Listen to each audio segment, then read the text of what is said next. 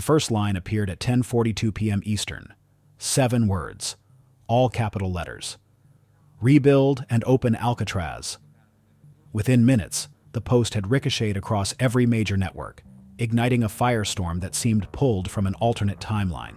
A command from the President of the United States to resurrect a prison long buried in legend. For most Americans, Alcatraz was history. A relic, a museum, a ghost that tourists photographed and left behind. But to those who had studied the 1962 escape, the one unsolved breach in the so-called inescapable fortress, this message wasn't about nostalgia. It was a trigger. What did he mean by reopen? Was there a discovery on the island? Something unearthed beneath the crumbling cell blocks? Or was this something larger? A reclamation of myth itself? As midnight spread westward, satellite feeds cut to the San Francisco Bay. The island's dark silhouette sat motionless, a jagged tooth against the horizon, the same shape it held on the night 3 men vanished into the fog. In the comment threads, one question kept resurfacing. Why now, 63 years later? To understand the shock of that order, we need to go back to the beginning, to the night that made Alcatraz immortal. The night 3 prisoners outsmarted America's most secure prison and disappeared without a trace. June 11th, 1962. The wind off the Pacific was colder than usual, slicing through the steel and concrete of Alcatraz Federal Penitentiary. Inside Cell Block B, lights dimmed for the final count of the night. Guards made their rounds. Nothing unusual, nothing out of place. But behind one row of rusting bars, a prisoner named Frank Morris was already gone. His bed appeared occupied, a shape under the thin gray blanket, the familiar outline of a sleeping man. Except, it wasn't. It was a head. A hand-painted hollow shell sculpted from soap, toilet paper, and stolen hair swept from the prison barbershop floor. 2 cells away, John and Clarence Anglin, brothers from Florida, had done the same. They had spent months working in silence, scraping a hole the size of a fist behind a steel vent with nothing more than a spoon and a homemade drill made from a broken vacuum motor. Each night, they'd drown out the noise with an accordion and the steady hum of the prison's machinery. Every morning, they'd conceal the damage with paint and cardboard cutouts. At 10:30 p.m., the brothers and Morris squeezed through the vents, carrying raincoats stitched into a makeshift raft. A desperate invention pieced together from 50 rubberized coats, contact cement, and stolen screws. They climbed the plumbing, reached the roof, crossed the utility corridor, and vanished into the fog. By morning, when guards performed their routine inspection, the illusion of sleep collapsed. A hand brushed against the decoy's cheek, cold, hollow. Then came the alarm, blaring through the cell blocks, echoing across the bay. The Alcatraz escape was on. The next 24 hours were chaos. Searchlights swept the water. Coast Guard patrols circled the island. Debris surfaced. A paddle, a waterproof wallet, a few scraps of rubber. But no bodies. No sign of the men themselves. FBI divers combed the freezing water, mapping currents that moved faster than any swimmer could survive. Experts said no one could make it 2 miles across that tide. Not in 54-degree water, not in that fog. But evidence refused to align neatly. No remains, no witnesses, no conclusive trace. The official line hardened quickly. They drowned. But off the record, agents admitted what they feared most. If they didn't drown, that meant something else.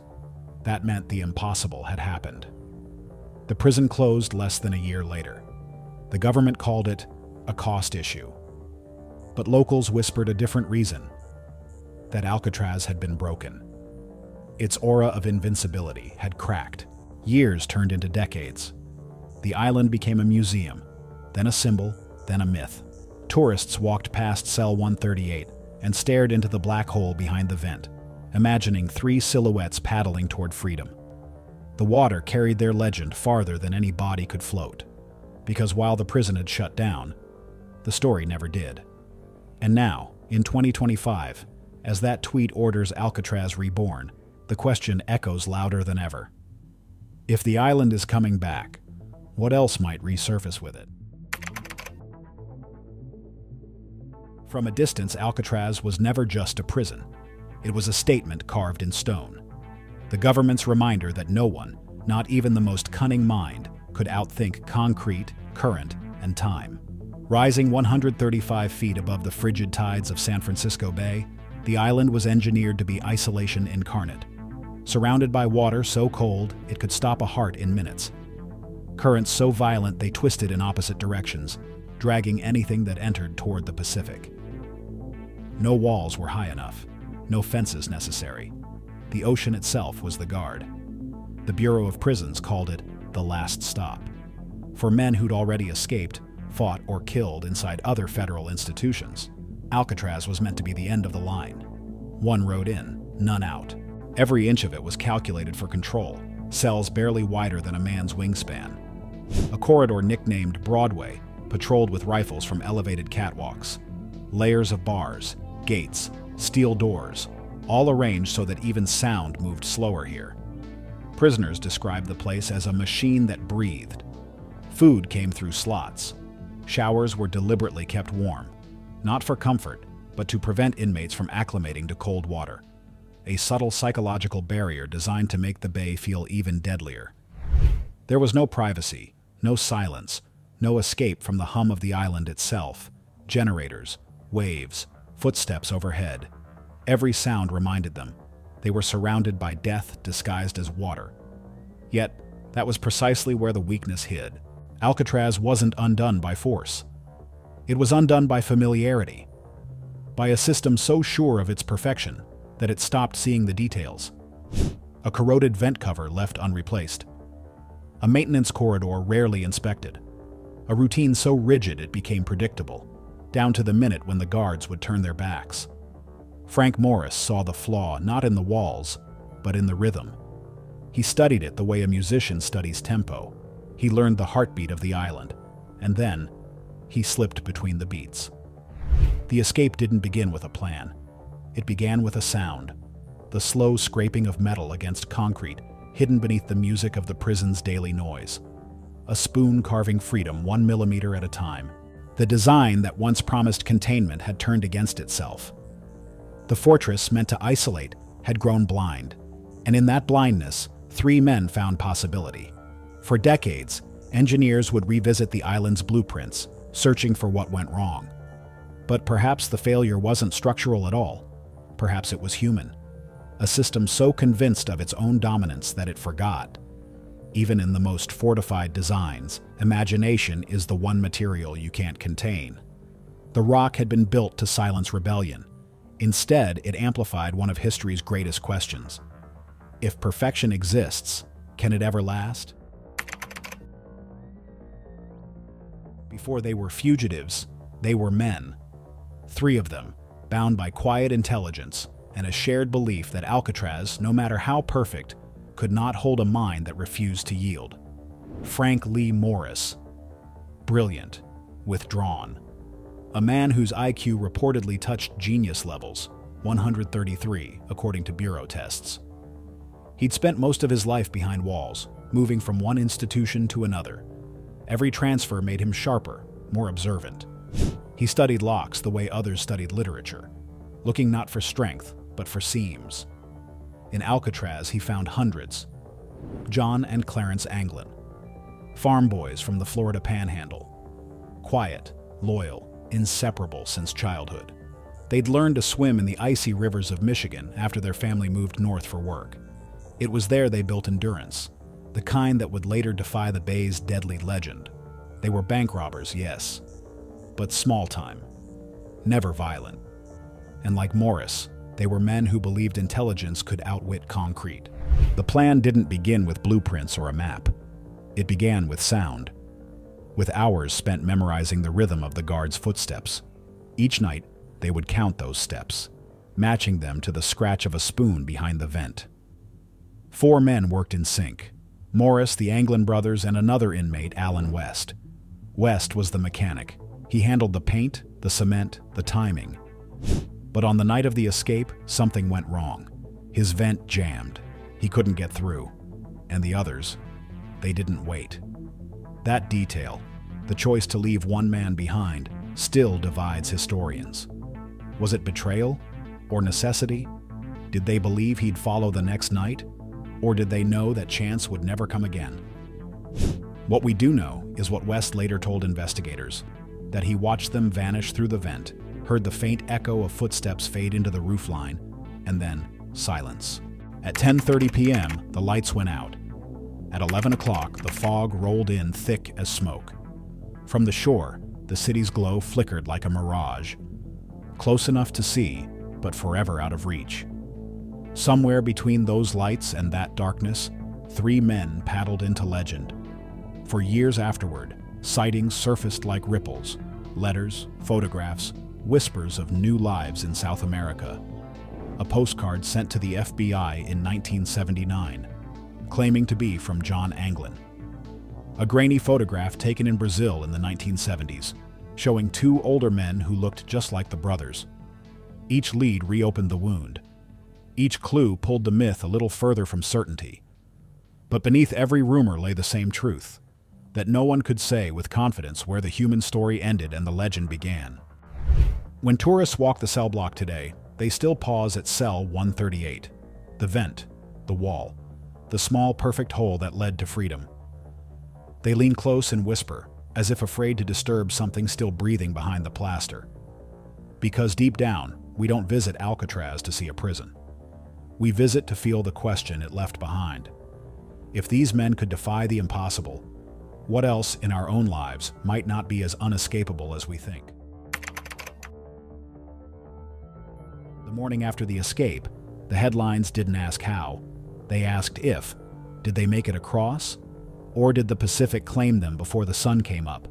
The official answer arrived quickly. Too quickly. The FBI declared that the 3 men likely drowned. The bay, they said, was unforgiving. Temperatures hovered near 54 degrees. Currents ran at more than 6 knots. A man could last maybe 20 minutes in that water before hypothermia shut him down. The Bureau's logic was simple. No bodies, no raft, no trace, meant no survival. But absence cuts both ways. No proof of death also meant no proof of failure. And so, the theories began to multiply. Theory 1. The ocean took them. In this version, the raft capsized within minutes of launch.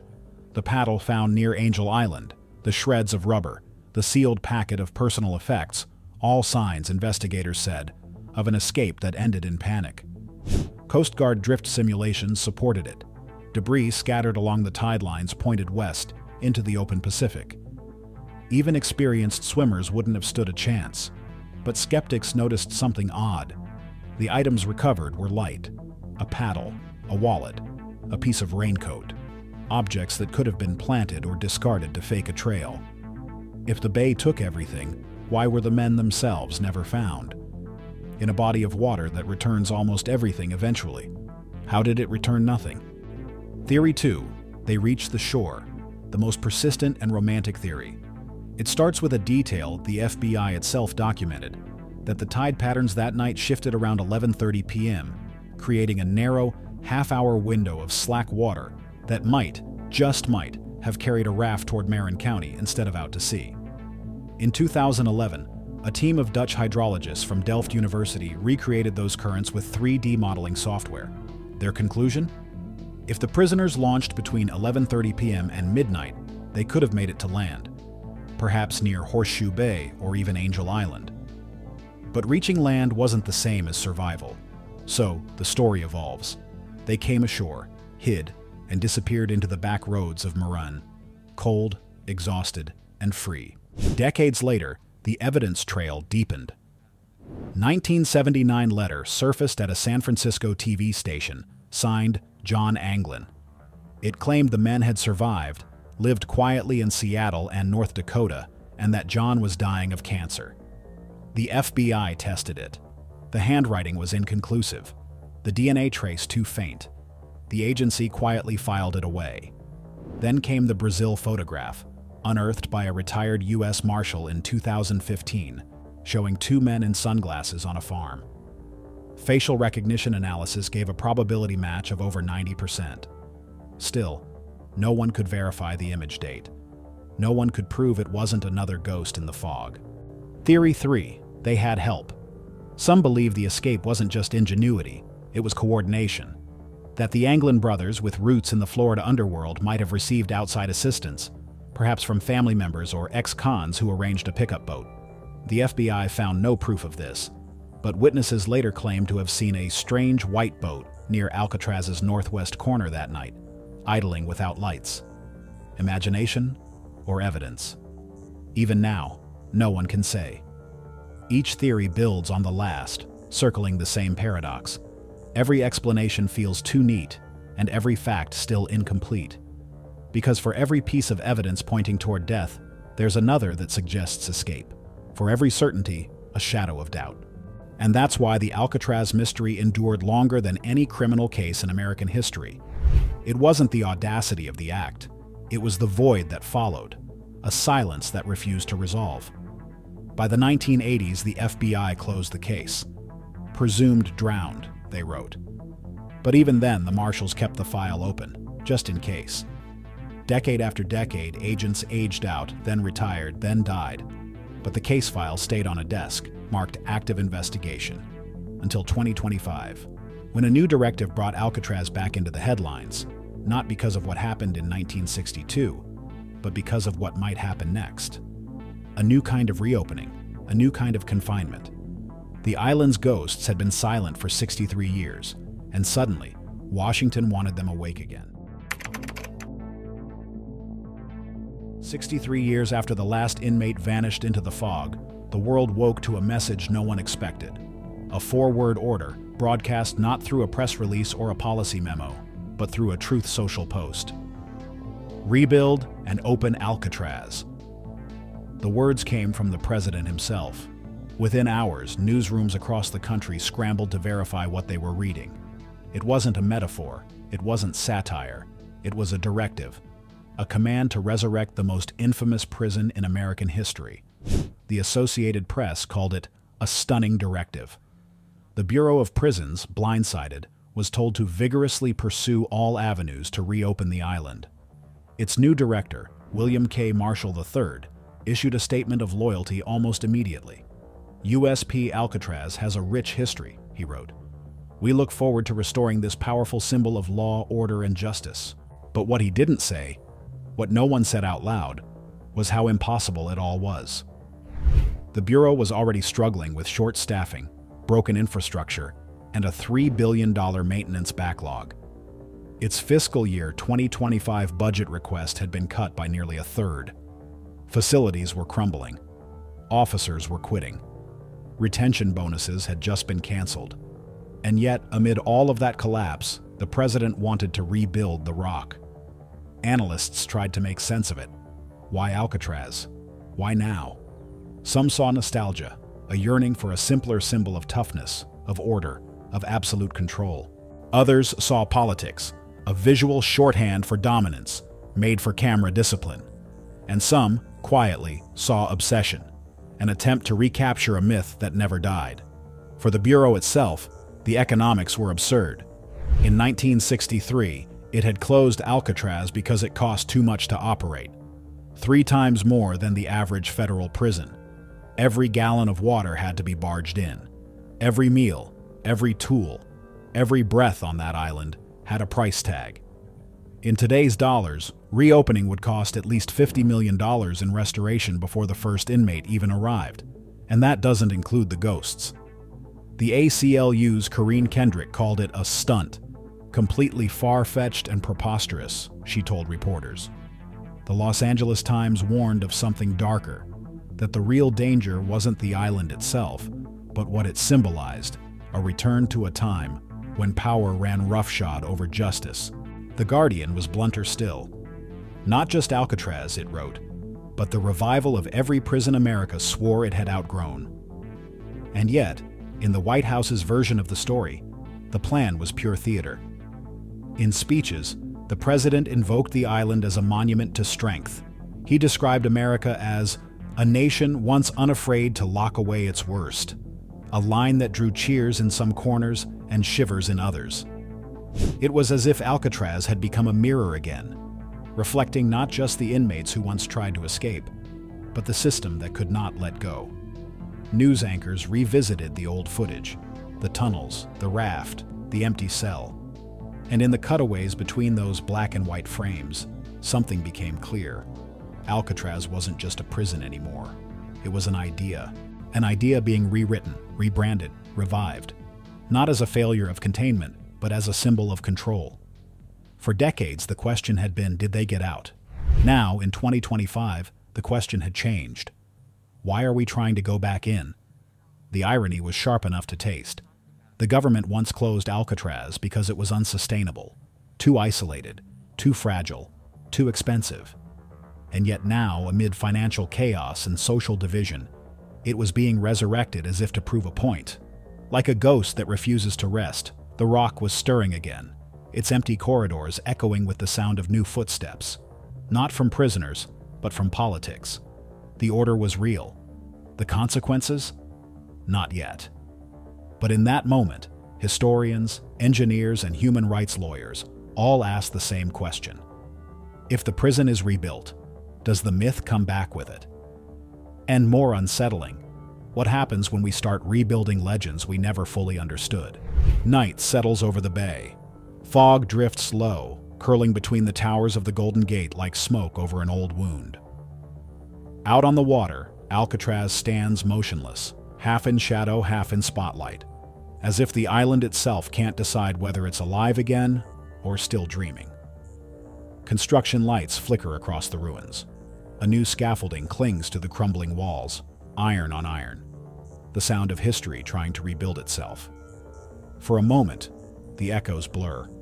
The clang of a hammer becomes the bang of an old cell door. The groan of machinery becomes the wind that carried 3 men into the fog.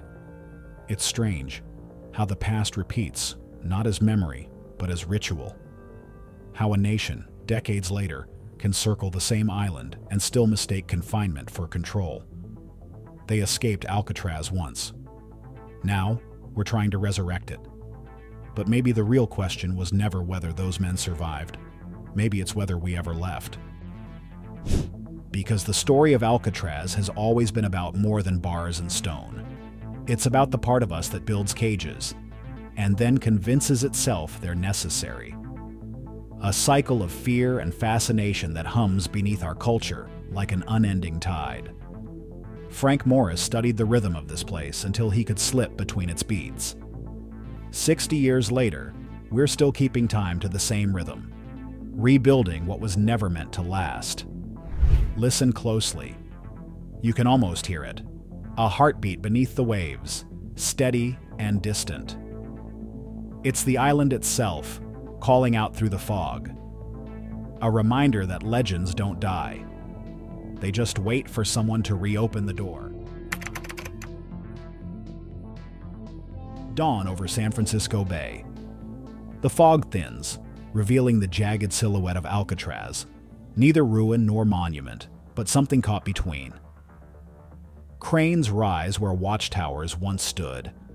Workers in hard hats cross the same ground where guards once marched. And below them, sealed behind decades of corrosion, the tunnels of the 1962 escape still wind like veins through the rock. History, it seems, has a pulse again. The president's order has turned into an engineering survey, an environmental review, a series of meetings filled with words like feasibility and heritage preservation. But beneath the bureaucratic language, something older stirs. A belief that if you rebuild a symbol, you can reclaim its power. Yet symbols cut both ways. Reopen Alcatraz, and you don't just reopen a prison. You reopen the myth that built it, the fantasy of perfect control. Maybe that's why the debate feels so electric. Because at its core, this isn't about one island. It's about what the island represents. Fear disguised as order, punishment mistaken for protection. For 63 years, Alcatraz was a warning, a relic whispering that absolute security always comes at a cost. And still, we circle back, drawn to it like moths to a light we know can burn. Journalists call it nostalgia. Critics call it regression. But maybe it's simpler than that. Maybe we rebuild Alcatraz because we've never solved the question it asked in 1962. If 3 men could escape the most secure prison on Earth, what does that say about the systems we trust to keep us safe? Or the stories we tell to keep ourselves comfortable? Somewhere between myth and machinery lies the truth, that every fortress eventually faces a test, and every nation decides whether to learn from it or repeat it. The island waits, patient, unblinking. Soon, new lights will fill its corridors. Tourists will return. Politicians will point to it and say, "See, we can still control the uncontrollable, but the tide doesn't forget." Every wave that slams against those cliffs carries a question older than the prison itself. Who are the captives now? The men who built the walls, or the ones who dared to break them? The camera pulls back, the bay stretching endless and gray, the island shrinking to a dot in the mist. Somewhere out there, the fog thickens again, as if guarding a secret it refuses to surrender. And as the credits begin to roll, the final line settles like a whisper over the water. They escaped once, but the rest of us, we keep coming back.